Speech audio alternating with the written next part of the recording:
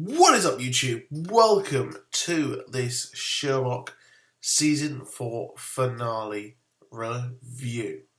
So, this episode was absolutely insane. It had twists and turns left, right, and centre, and left me just shocked at every single reveal. Now, the best part of this episode for me is easily the return, kind of Moriarty. So we've had this whole Miss Me thing, crazy thing pretty much for ages. So Moriarty has been having his return teased, which really, even the world of Sherlock, where they can explain things and make it sound completely plausible, I think even having Moriarty come back from the dead would be something which would be just a step too far. So we had to settle with seeing the villain, the greatest villain of Sherlock Holmes until now, in a very cool flashback, which was amazing. Just him listening to Queen on his iPod and being gloriously over-the-top camp, just absolutely brilliant. And the actor who plays him is just superb, which makes me wonder why he hasn't had more high-profile roles, as people like, obviously, the people who are playing Watson and Holmes, they are really high up now in Hollywood, playing The Hobbit, Doctor Strange. So, yeah, weirdness. But I loved this flashback, and it was just, it's not a whole theory thing, it's just complete fan service. However, it does make me wonder, I did draw the parallels and think of this, that, hold on a minute, when we didn't know what was going on, I thought that maybe Eurus had actually made Moriarty do all of this. Has she actually made Moriarty go through and do his Reichenbach full storyline? Did she make him kill himself? Which was very strange, because perhaps she wanted to be the only villain that Sherlock will ever have. So the only greatest villain that he will have. So there is that, and that was absolutely amazing seeing that character who we all love, and is clearly one of the best things to ever be on this show.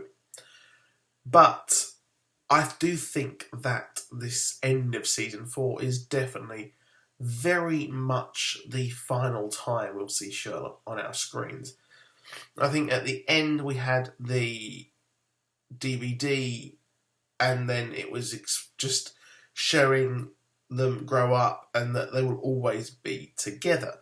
So that is it. I think that is it for a season, or the whole show, sadly. But I think that this was a very fitting end. This was the toughest case that Sherlock has actually had to try and solve, and it's someone who is just as messed up, as crazy and broken as himself, because she was the one who actually broke him. And that reveal at the end that Redbeard wasn't a dog.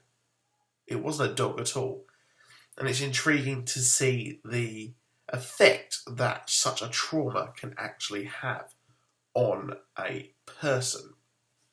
So a lot of people were thinking that Euros would be the third brother, which actually comes down to canon. So the original story is, a lot of people thought, or there was originally plans to have a third Holmes brother, but we did get a Holmes brother here. We actually got Redbeard, who is just one of the darkest things. When we saw him in the well, I thought that's a bit too on the nose there. But obviously Mark Gatiss loves to challenge the audience, as he said in the media interviews. So I thought the way this was filmed, I liked the way that it was just a very insular story, that they were set on one island. This wasn't an hour and a half of them going to different places, start off with someone come to them with a case and then this happens. I like the fact that, well, this episode, while it was very self-indulgent, it wasn't too fragmented or lost. It did very much, I think, work as a whole, maybe even a standalone episode. Maybe the start was a bit off for me, but it was a bit weird that, well, Mycroft hadn't told him the whole truth, and then they tried to get the truth out of him, which seemingly worked, but they didn't get it all out. And funny enough, maybe these people are very, very smart, but surely you would think that the head of the prison would have definitely, when they found out that people were talking to Euros, that, well, maybe the head of the prison would be talking to them, and no one at all can be trusted inside of that prison.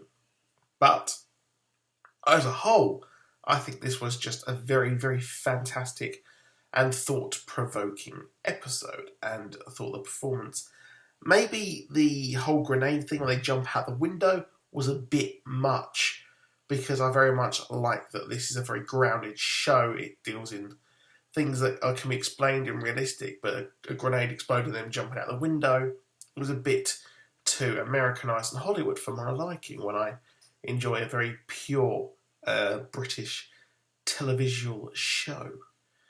But where can we go from here? If there is a season 5, what can we do? Because really, a lot of our mysteries are all pretty much tied up and wrapped up. The story has found its natural end. So there's not much you could do there unless you have a wedding with Sherlock and Irene Adler, but I don't really think that's going to happen anytime soon. But a very fitting end and a very good episode, I think. Yes, it was very much like Saw. It was just madness. And a lot of things could have been maybe explained a lot more. Maybe this could have been a series arc. We could have had this throughout, and we see her schemes, etc., happen and unravel throughout the course of the 3 episodes this season. But I enjoyed it for what it is. So that's it. Please do drop a like. Please do subscribe. See you soon. Goodbye.